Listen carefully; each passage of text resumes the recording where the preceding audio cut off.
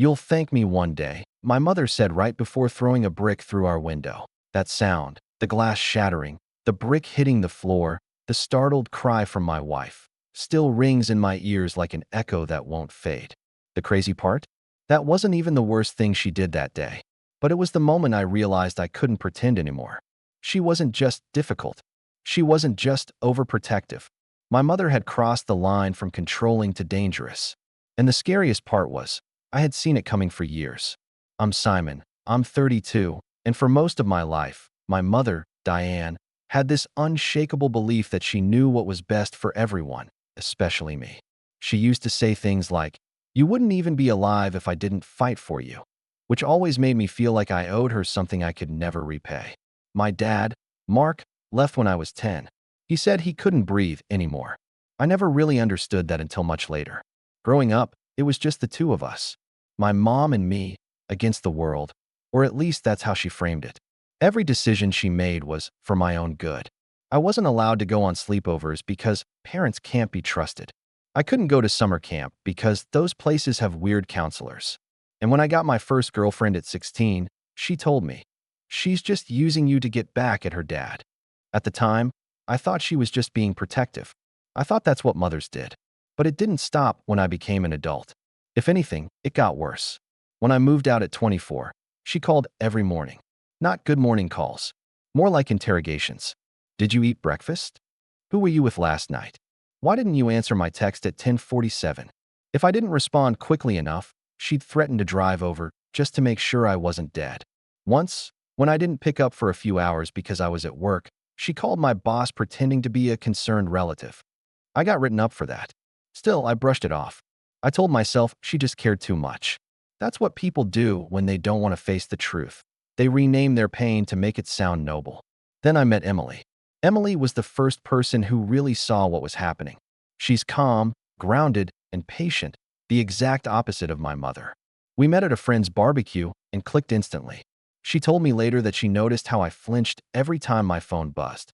"You look like a soldier waiting for orders," she said with this soft smile that made me want to laugh and cry at the same time. For a while, I kept my worlds separate. I didn't introduce Emily to my mom until we'd been dating for 8 months.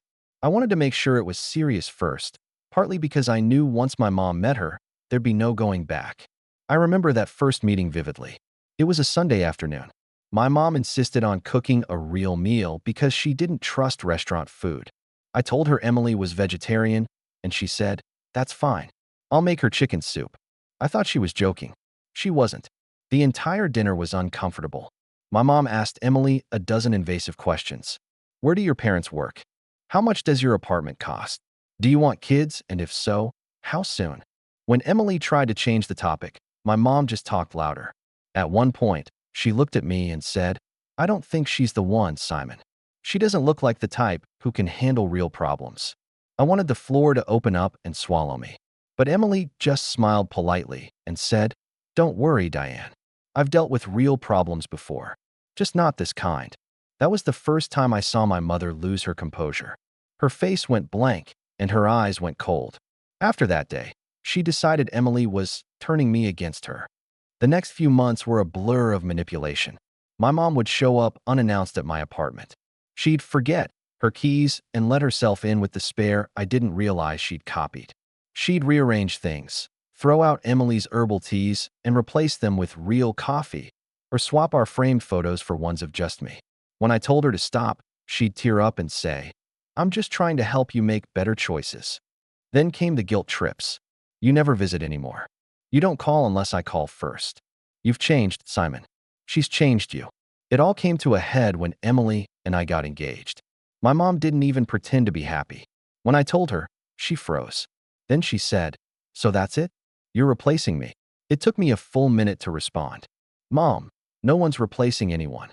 You're my mother. Emily's going to be my wife." But she just shook her head. "Wives leave, Simon. Mothers don't." I should have realized then that something in her had snapped. She boycotted the engagement party, told relatives I was being manipulated by a gold digger. She even called Emily's parents to warn them that Emily was making a mistake marrying into dysfunction. The final straw before the brick incident was the house. Emily and I bought a small place about 30 minutes away from my mom. It was our first real home together. Creaky floors, tiny backyard, paint that peeled if you looked at it too long. But it was ours. I told my mom I'd send her the address once we settled in. I wanted a few weeks of peace first. But she found out anyway. To this day, I'm not sure how. The first sign was the flowers. Every few days, a new bouquet would show up on our porch. No note, but I knew her handwriting on the delivery slips. Then came the coincidences. She'd show up when we were grocery shopping. When I asked how she knew we were there, she'd smile and say, "Oh, I was just in the neighborhood." Then one morning, Emily found her car scratched. A deep, deliberate line down the driver's side. At first, we assumed it was random vandalism. But later that week, when I visited my mom, she said, "I bet she's blaming me for that car thing, isn't she?" Before I'd even mentioned it. That's when I started sleeping with my phone on silent. It all built up quietly, like pressure under a lid. Until that night. It was around 9 p.m. on a Tuesday. Emily and I were arguing. Not even about my mom, but about something small. Dishes, I think. The next thing we knew, there was a crash. The sound of breaking glass filled the room, and Emily screamed. A brick landed just a few feet from her. Attached to it was a note. "You've changed him. He needs to wake up." I ran outside, and there she was. My mother, standing in the yard, clutching her purse like she was waiting for applause. "What is wrong with you?" I shouted. She didn't flinch. "You never talk to me anymore, Simon. Maybe now you'll finally listen." "Listen?" "You almost hit Emily." "Oh, please. It was just a window." "You're being dramatic." That's when something inside me broke. All the excuses, all the years of defending her, it just snapped. I told her to leave and never come back. And when she refused, I said something I never thought I'd say. "You're sick, Mom. You need help." Her face twisted. "You'll thank me one day," she said quietly. "You'll see I was right." Then she turned and walked away like she'd just dropped off a package. That night, I packed a bag. I didn't even know where I was going, just that I couldn't stay there. Emily begged me not to go alone, but I needed air. I needed distance. I thought leaving would be the end of it. That maybe, finally, she'd realize she'd gone too far. But what she did next, I couldn't have imagined in 1,000 years. And that's where everything changed.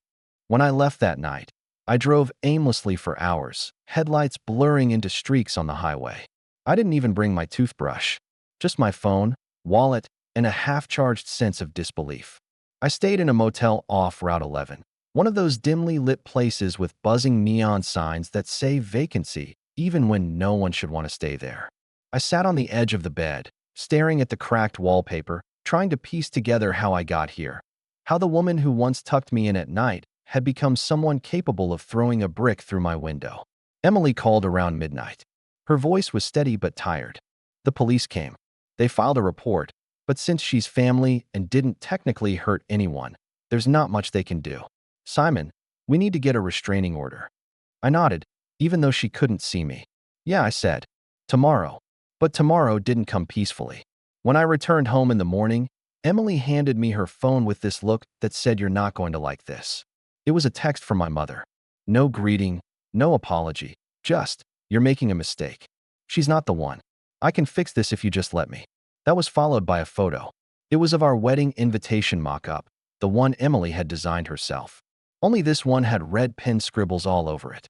"Cancel this. Wrong woman. Not approved." I didn't even know she had access to that.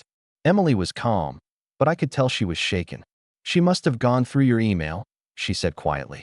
"Simon, how long has this been going on?" The truth was, I didn't know. I'd gotten so used to her crossing lines that I stopped noticing where the boundaries were. But Emily was right. This wasn't just overprotectiveness anymore. It was obsession. We changed our passwords that day. New locks, too. We even installed a doorbell camera. For a few days, things went quiet. Too quiet. I started to think maybe she'd finally realized how serious this was. Then came the church visit. It was a Sunday morning, and Emily and I had decided to attend the small local service near our house. Halfway through, during a prayer, I heard the doors creak open. I didn't even need to look. I felt her presence. Sure enough, there she was, walking down the aisle like she owned the place, holding a casserole dish. The pastor paused mid-sentence, confused, as my mother smiled and said loudly, "Sorry to interrupt, but my son hasn't returned my calls in a week." I just wanted to make sure he's still alive. I wanted the ground to swallow me. People turned to stare. Emily's face went pale. I walked up to her and whispered through gritted teeth, "You need to leave. Now." She frowned. "Don't talk to me like that, Simon. I'm your mother." That was the line she used every time she wanted to excuse something unforgivable. "I'm your mother." Like those words erased accountability. I practically dragged her outside, and she just smiled, calm as ever. "I don't see what the big deal is," she said. "I was just worried. Everyone loves a good family reunion." When I refused to take her home, she stood by her car and said, "You'll regret this when she leaves you." They always leave. I didn't respond. I couldn't. Over the next few weeks, she started a campaign, a quiet, calculated one. It began with calls to relatives. My Aunt Marie called me one night and said, "Honey, your mom's worried sick. She said Emily's isolating you." I laughed bitterly. "Isolating me? She's the one who threw a brick through my window." Marie hesitated. "Well, your mom said it was an accident, that you exaggerated it." That's when I realized she was rewriting the story, turning herself into the victim. It worked, too. Families started siding with her. My cousin sent me a text saying, "You should really apologize to your mom. She's heartbroken." Apologize? To her. Emily tried to keep me grounded. She'd make tea, sit beside me, and say, "You can't reason with someone who doesn't play by the same rules." But she was hurting too. I could see it in the way she flinched whenever her phone buzzed. Then one evening, after dinner, I checked my voicemail. There were 7 new messages, all from her, each one progressively more unhinged. "Simon, I need to talk to you. It's important. Why are you ignoring me?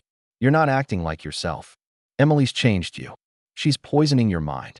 Then, near the end, "You'll see, Simon. You'll see what happens when you turn your back on your own blood." I deleted them, but her words stuck like splinters. The next day, she showed up again. This time she brought company, my younger cousin, Leo, who's always been her little messenger.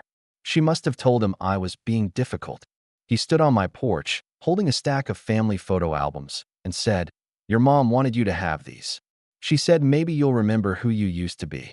I almost slammed the door, but Leo looked so uncomfortable that I took them. Later that night, I opened one. Inside, half the photos had been cut. Emily's face, my dad's face, gone. Just blank spaces where people used to be. That was when Emily broke down. She sat at the kitchen table and said, "Simon, I can't live like this anymore. This isn't normal. She's not just trying to control you. She's trying to erase me." Hearing that out loud hurt more than anything. Because she was right. I told my mom the next day we were cutting contact for good. I said I'd be blocking her number, changing mine if I had to. I expected her to argue, cry, maybe even threaten something dramatic. But instead, she went quiet. Too quiet. She said, "If that's what you want, Simon, I understand. Sometimes people have to lose everything before they come home." And that was it. She hung up. For a few weeks, it almost felt peaceful. Emily and I started wedding planning again. We even found a venue, a small vineyard outside the city. Things were finally feeling normal. Then the letters started arriving. No return address, just our names written in her handwriting. Inside were pages and pages of rambling, half apologies, half accusations. "I forgive you for turning your back on me," one said. Another read, "I just hope she doesn't hurt you like your father hurt me." I didn't respond to any of them. I thought ignoring her would make her stop. But she didn't stop. She escalated. One night, Emily's mom called us in a panic. "Who was this woman?" she asked. Apparently, someone had shown up at their house, my mother, and told them she needed to check on her future in-laws. She'd brought homemade cookies, introduced herself as the only sane one in Simon's life, and then proceeded to tell them I had a history of breakdowns. I was mortified. Emily's parents were polite, but clearly horrified. After that, they insisted we move the wedding out of state. We agreed. That night, as I was packing a few things in the guest room, I got another text from an unknown number. It said, "You can change your locks, your number, even your city. But you can't change who you are. You're still mine." I froze. Emily came in and saw my face. "What is it?" she asked. I handed her the phone. Her hands shook. "Simon, this isn't normal anymore. We have to involve someone. A lawyer, maybe." I nodded. "We will. Tomorrow." But that night, I couldn't sleep. I sat by the window, staring out at the dark street. wondering how a mother's love could turn into this. Something twisted, something that felt less like love and more like ownership. Around 2 a.m., I saw something move in the yard. A shadow, then a faint light, like someone holding up a phone. When I stepped closer to the window, the light disappeared. I told myself it was just my imagination. But deep down, I knew. She was out there, watching, and what she did next made everything before feel like child's play. I didn't tell Emily about the shadow right away. I couldn't. It sounded paranoid even to me, and I was already losing sleep from the constant anxiety that came with wondering when my mother would appear next. Still, I found myself checking the window every night, just for a second, before turning off the lights. Every rustle outside, every creak in the house made me jump. Emily tried to comfort me, but she was just as tense. We were both living in a constant state of half alert. A week later, things took a turn I could have never expected. It started with a phone call from my mother's number, even though I'd blocked it. I still don't know how she got through. Maybe she used another phone. Maybe she spoofed her number. Either way, when I saw her name on the screen, my stomach dropped. I almost didn't answer, but something in me said I needed to. "Simon," she said, her voice shaky, quiet. "It's me. I need you to come home. It's an emergency." Home. That word still had a strange pull on me. Against my better judgment, I asked, "What kind of emergency?" She started sobbing. "It's my heart. I think I'm having a heart attack." Every instinct in me screamed, "Don't go." But I couldn't ignore her. No matter what she'd done, she was still my mother. So I grabbed my keys, told Emily, and drove like a maniac to her house. When I arrived, the lights were on, and the front door was open. My chest tightened as I ran inside. "Mom!" I yelled. She was sitting on the couch, perfectly fine, holding a glass of wine. "Oh, Simon, thank goodness you came," she said, wiping her fake tears with the back of her hand. "I was afraid you didn't care anymore." I froze. "What is this? You said you were having a heart attack." She smiled faintly. "I just needed to see you. You wouldn't answer my messages." The air went out of me. I just stood there, staring at her, feeling this mix of rage and exhaustion. "You can't keep doing this," I shouted. "You can't lie about medical emergencies to get attention." She took a sip of wine, calm as ever. "Oh, please. You're so dramatic. I was just worried about you." I left without another word. She didn't try to stop me, but as I reached the door, she said softly, "You'll regret turning your back on me." They all do. I drove home shaking. Emily met me at the door, eyes wide. "What happened?" I told her everything. She was furious. "Simon, this isn't just manipulation anymore. It's sick. You can't keep going back there when she calls." "I know," I said, but it didn't feel like I knew anything. For a few days, things went quiet again. No letters, no calls, no strange shadows outside. Emily started to relax, and for the first time in months, she laughed easily. We had dinner with her parents, started finalizing wedding plans again, and even began house hunting in a different city. I thought maybe we'd finally escape the storm. Then, one morning, Emily came into the living room holding her laptop, pale as a ghost. "Simon," she said quietly, "you need to see this." It was a post on Facebook, my mother's profile. She'd made it public. The post was long, written like some kind of confession, and she'd tagged dozens of family members. The opening line made my blood run cold. "I'm not sure how much longer I can stay silent about what my son has done to me." She went on to describe how I'd abandoned her, how Emily had brainwashed me, and how I'd stolen money from her savings to fund my new life. She wrote that I was emotionally abusive and ungrateful, and that Emily had turned me against my own blood. Then she attached a photo. It was a screenshot of a bank transfer, a real one, from years ago when I'd helped her pay off her mortgage temporarily during a rough patch. She cropped it to make it look like she had sent me the money, labeling it proof. The post had dozens of comments already. Family members asking if she was okay. Distant cousins calling me a terrible son. Someone even wrote, "I always knew Emily was bad news." Emily looked at me helplessly. "Simon, this is slander. You have to make her take it down." But that's the thing about lies. They spread faster than truth ever can. When I tried to call her, she ignored me. When I texted, she replied, "You made your bed. Now lie in it." The fallout was immediate. My aunt stopped speaking to me. My uncle sent me a long message about how family should come first. Even my dad, who hadn't been part of our lives for over 20 years, called me out of nowhere, saying, "Your mom called me crying." What's going on? I couldn't even explain. What was I supposed to say? She's lying? That only made me sound defensive. Emily and I decided to meet with a lawyer. We needed to protect ourselves. He suggested documenting everything: the messages, the voicemails, the notes. It felt surreal, building a case against my own mother. But it had to be done. Then the next betrayal hit, and this one cut deeper than all the rest. We'd been saving for the wedding for over a year. Joint account, separate from our regular one. One morning, Emily checked it and froze. "Simon," she said, her voice shaking, "why is there less money here?" There was a withdrawal, $7,800, not authorized by either of us. At first, I thought it was fraud. I called the bank immediately.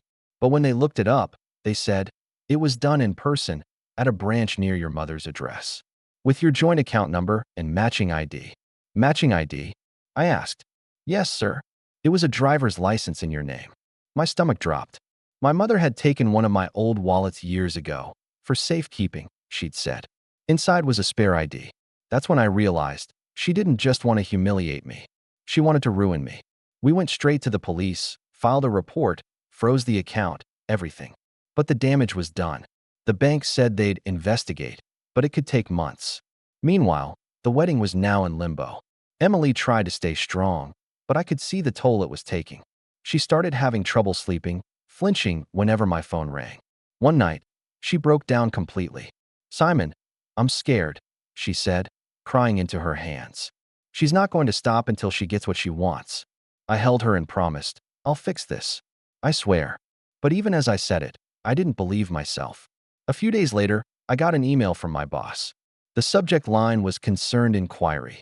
The body of the email read, "Simon, a woman claiming to be your mother called HR today. She said she was worried about your mental stability and wanted to know if you've been showing erratic behavior at work."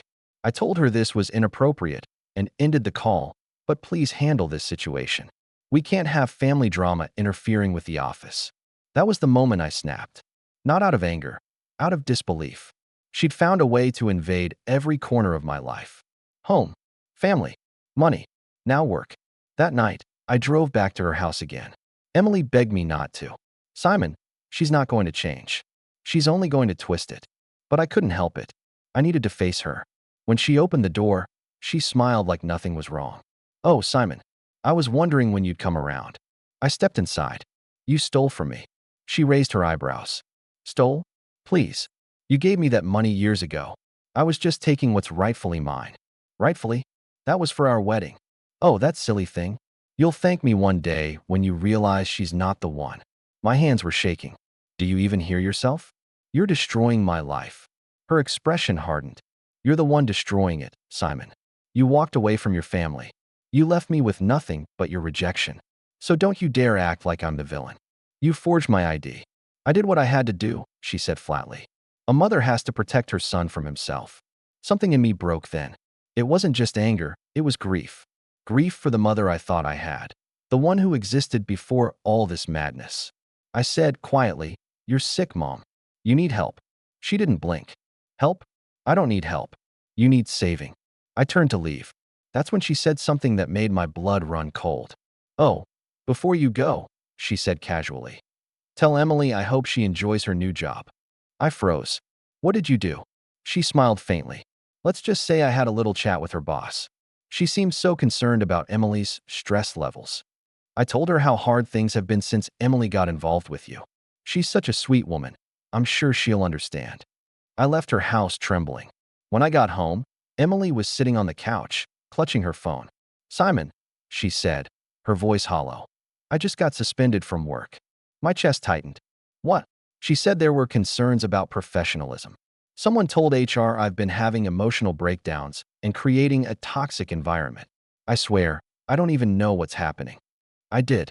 My mother had crossed a line so deep there was no coming back from it. And yet, something told me she wasn't done. Because as much as she'd taken from us already, she still had one more thing left to destroy. Us. The night Emily got suspended felt like something inside both of us cracked. We sat in silence for hours, the only sound coming from the rain tapping on the window.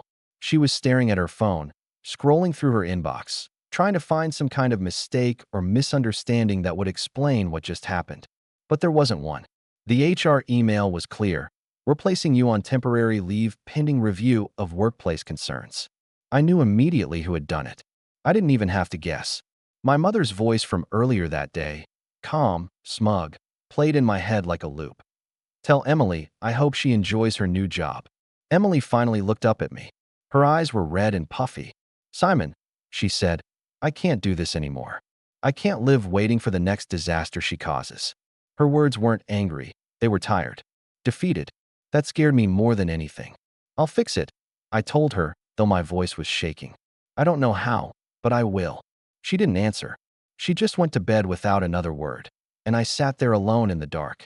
That night, I realized something that changed everything. My mother wasn't just trying to control me. She wanted to break me down until I had nowhere else to turn, until she was the only one left standing in my life.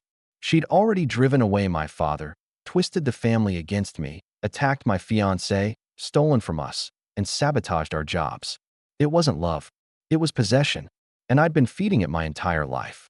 The next few weeks were the hardest I've ever lived through. Emily's suspension turned permanent. They offered her the chance to resign voluntarily. Her reputation at work had been quietly destroyed by my mother's phone calls and emails. Then, my own job started feeling unstable. My manager began asking subtle questions about my home situation, clearly uncomfortable. My performance was being monitored. We were both unraveling, piece by piece. To make it worse, the wedding venue emailed us about the missing balance, money that my mother had stolen. They couldn't hold the date anymore without full payment. We lost it. Every time I thought about my mom's smug face, something inside me burned, but I kept it contained. Because if I let that fire out too soon, it would just scorch everything in its path, including Emily. So I stayed quiet. Emily started pulling away, not out of lack of love, but because she was exhausted. She'd go on long walks alone, sometimes disappearing for hours. I didn't blame her. I'd ruined her peace. One evening, I found her sitting on the porch steps, staring at the streetlights. Simon, she said softly, do you ever think maybe she'll never stop? Like, maybe she'll keep going until one of us breaks completely. I didn't know what to say, so I said the truth. Yeah, I think she will. She nodded slowly. Then maybe we need to disappear. The word disappear sat between us for a moment. It didn't sound like fear, it sounded like freedom. That was the night we started planning quietly. We didn't announce anything, didn't tell friends or family. We stopped posting on social media, stopped answering numbers we didn't recognize, and began looking for jobs out of state. Emily had a friend in Oregon who said she could help her get work at a new firm. I started freelancing online, doing remote consulting for smaller companies. It wasn't glamorous, but it was something. We sold the house, fast. We didn't even try to get the best price. We just wanted out. But before leaving, I needed to make sure she couldn't find us again. That meant doing something I'd been too afraid to do until now, cutting her off legally and financially. With the lawyer's help, I froze every shared record, every tie, insurance, accounts, emergency contacts, even family trust documents. I filed for a restraining order and added her name to a fraud watch list. It felt surreal to have to treat my own mother like a criminal. But that's what she'd become. When she found out, because of course she found out, she called me from an unknown number. How dare you, she hissed. You ungrateful little boy. After everything I've done for you, you're going to turn the law against your own mother? You brought this on yourself, I said quietly. You think you can just erase me, she said, voice trembling with rage. You can't. I made you. Every success you've ever had is because of me. And then, before hanging up, she said the words that would haunt me for months. If I can't have you in my life, no one will.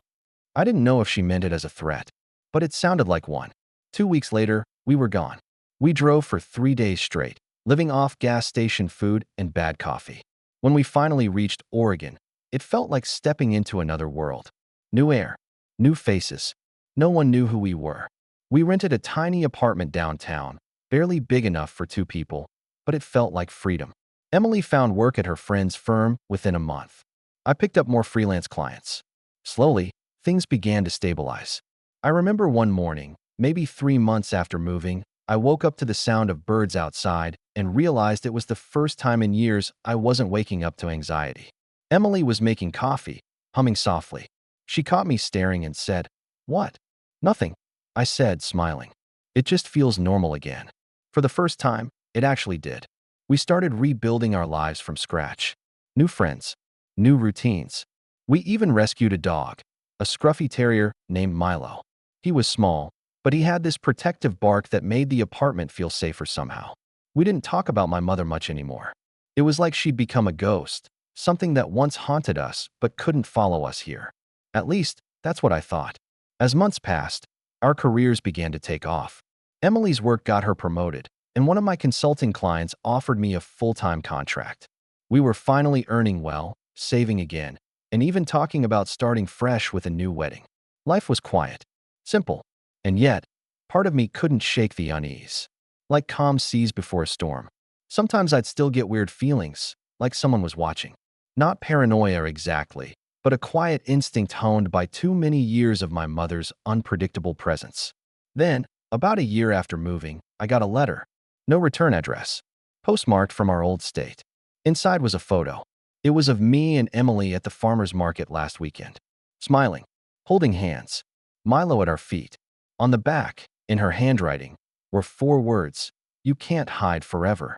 I didn't show Emily that day.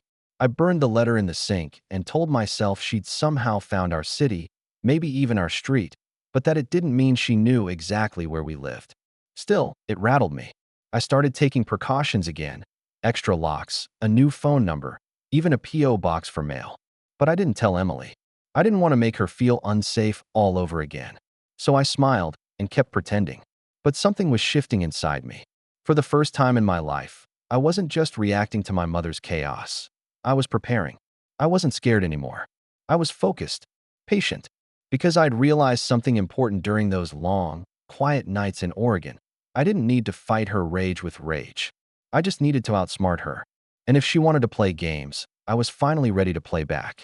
I started gathering every piece of documentation I'd kept: emails, screenshots, voicemails, even old handwritten notes she'd left on my windshield. I reached out to my lawyer again, explaining that she'd resumed contact through the mail. He looked through the evidence and said something that stuck with me. "She's crossed into harassment territory now. If she shows up again, we can press charges. But Simon, if she's this persistent, you may need to start thinking strategically instead of defensively." Strategically. That word stayed with me. For the first time, I realized I wasn't powerless anymore. My mother thrived on control, on the chaos of emotional reaction. But I'd changed. I was calmer, smarter, and most importantly, she didn't know who I was anymore. She still thought I was the boy she could manipulate with tears and guilt. But I wasn't that boy. Not anymore. I was someone she'd created, and someone she could never control again. So when the next letter came, this one containing a blurry photo of our apartment building, I didn't panic. I didn't even tell Emily. I just smiled faintly, took a deep breath, and began planning. Because this time, the game wasn't hers to play. It was mine. It's strange how calm you can feel when you finally stop being afraid. The next morning after I burned the second letter, I woke up early, sat at the kitchen table with my coffee, and opened my laptop. Not to check emails or scroll through work stuff, but to start writing. I listed everything she had ever done. Every lie, every manipulation, every theft, every threat. I didn't even realize how much there was until I saw it all laid out in black and white. It was like watching years of fog clear. I didn't write it for therapy. I wrote it to build a case. I started digging deeper. I still had access to some old digital files, copies of police reports, bank records, screenshots of messages she'd sent under fake names, even call logs from when she harassed Emily's employer. I organized everything chronologically, labeled, time-stamped. The more I built, the more I saw the pattern. She didn't lash out randomly. Every attack had timing. Each one came after a period of silence. She waited until she felt forgotten, then struck to remind me she still existed. It wasn't about revenge for her. It was about control. And the best way to destroy someone obsessed with control is to make them believe they're still in it, right before you take it all away. That became my plan. But first, I needed leverage. A few months after the last letter, I hired a private investigator. I told him everything, even the parts that made me look weak. He listened quietly, took notes, and said, "You'd be surprised how often people like this dig their own grave." If she's been pulling this kind of stuff for years, she's left a trail. 2 weeks later, he called me back. Simon, you might want to sit down for this. He'd found out my mother had opened several credit lines under my name. Small ones, nothing large enough to trigger alerts. A few thousand here and there. She'd been paying them off slowly to keep them active, probably planning to use them later. There were even utility bills tied to an address I didn't recognize. When he gave me the address, I nearly dropped the phone. It wasn't her house. It was a storage unit. I drove there myself a few days later, trying to keep my heart from racing. The unit was under her name, but the investigator had already gathered enough public documentation for me to justify asking for a legal inspection, citing potential identity theft. The officer who accompanied me opened the door, and I'll never forget what I saw. Inside were boxes, dozens of them, labeled Simon, Dad, Mortgage, Wedding, Photos. And inside, copies of my personal documents, old mail, photos of Emily and me she'd taken from our social media, even surveillance-style prints of us in Oregon. She'd been following us, or paying someone to. But that wasn't the worst part. There were handwritten notebooks, pages upon pages of letters she'd never sent, all addressed to me. Some read like love letters, others like threats. If you'd just listened, one said, you wouldn't have made me do this. Another said, she's going to leave you, Simon. Then you'll come home. It was obsessive, unhinged. But it was also evidence, clear proof of harassment and stalking. With the investigators' help, we compiled everything into a formal report for law enforcement and the state's attorney. We included the financial fraud, the workplace harassment, the property damage, and now the stalking documentation. It was airtight, but I didn't stop there. See, my mother always cared about her image more than anything else. She'd spent years telling everyone she was the devoted single mom who raised a son on her own after being abandoned by her selfish husband. People adored that narrative. It made her the victim and me the proof of her strength. So I used that. One of my old college friends, Ben, was now a journalist for a mid-sized regional paper. I told him the story, not as a sob tale, but as an anonymous case study about parental harassment and adult-child estrangement.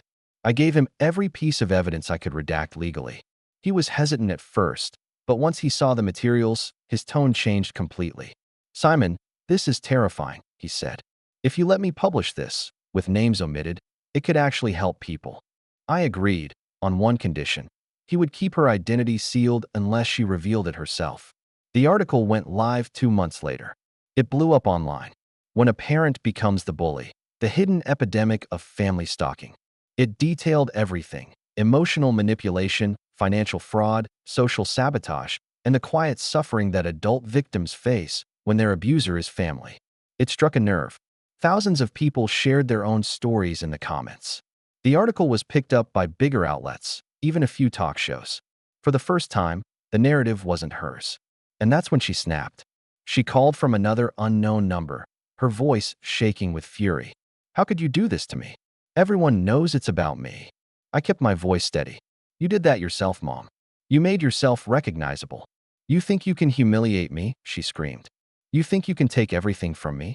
I didn't take anything, I said. You handed it over the moment you couldn't control me anymore. Then I hung up. I knew she wouldn't let that be the end. But what she didn't know was that law enforcement had already been monitoring her. When she started sending threatening messages again, this time using fake emails, they traced the IP back to her house. That was enough. One crisp Friday morning, while Emily and I were eating breakfast, I got the call. Mr. Hale, we've issued the warrant. My mother was arrested later that day for identity theft, stalking, and harassment. The investigator texted me a short update. It's over. She's in custody. I didn't cheer. I didn't even smile. I just exhaled, a breath I'd been holding for years. The next few days were a blur. Family members who had sided with her began reaching out, confused, ashamed, trying to make sense of what they were hearing. I didn't respond. I didn't need to. They were learning the truth on their own. But the part that no one saw, the part that made it all worth it, was the quiet peace that came after. Emily and I finally had our wedding. Small, private, no guests who knew the past. Just us, in a garden surrounded by trees. When the officiant said, "You may kiss the bride," I felt a wave of freedom I can't put into words. I thought it was the end. But then, one evening a few weeks later, I got a letter from the prison. No return name, but I recognized the handwriting immediately. Inside was just one sentence. You think you've won, Simon, but you'll never be free of me. I set it down on the table, staring at the words for a long time. Then I smiled, because this time she was wrong. I was already free. For the first time in my adult life, I didn't flinch when I saw her handwriting. That letter, thin, unevenly folded, written on cheap prison stationery, was her last attempt at control. I could see it in every shaky loop of her pen, every manipulative choice of words. You'll never be free of me. I remember sitting at my desk that evening, staring out the window. Oregon was beautiful in the fall. The trees outside our apartment had turned deep red and gold, and sunlight filtered through the leaves like honey. Emily was in the kitchen, humming softly as she cooked. Milo was curled up at my feet. For once, life felt still, like I was finally living instead of surviving. I picked up the letter again, read it one last time, and then ripped it clean down the middle. No anger, no hesitation, just silence. I fed the pieces into the fireplace and watched them burn until they were nothing but ash. The thing about people like my mother is, they thrive on reaction. They need to be seen, felt, feared. But once you stop giving them that power, they fade. That's what I finally understood. My freedom didn't depend on her apology or even her punishment. It depended on my refusal to carry her chaos any longer. The legal process that followed was long and messy. She tried everything, claimed her mental health was declining, argued that she'd been misunderstood, even attempted to frame her crimes as acts of love.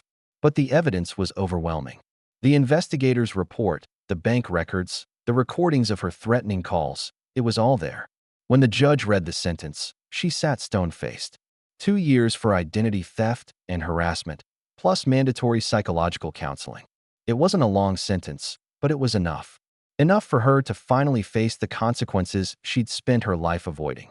After the verdict, she looked at me in the courtroom. No tears, no apologies, just that same icy glare she'd always used to make me feel small. But this time, it didn't work. I met her eyes and didn't look away.